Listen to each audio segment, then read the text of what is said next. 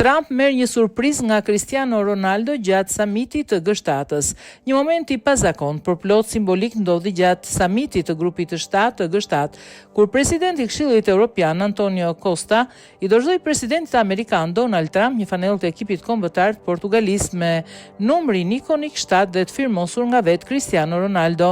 Takimi mes dy liderëve ndodhi gjatë një sezioni privat në Kananaskis të Albertës, ku Costa në rolin e tij të ri si përfaqësues i Bashkimit Evropian solli një dhuratë me një mesazh të veçantë për presidentin Donald Jr. Trump. Luajmë për paqe, shkruaj në fanellën e Ronaldos.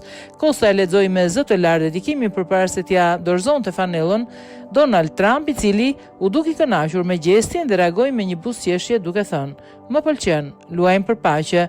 Ky gjest i thjesht, por domethënës u përshëndet si një moment simbolik që lidh sportin, diplomacinë dhe dëshirën për bashkëpunim ndërkombëtar në një periudhë të rrëzuar globale.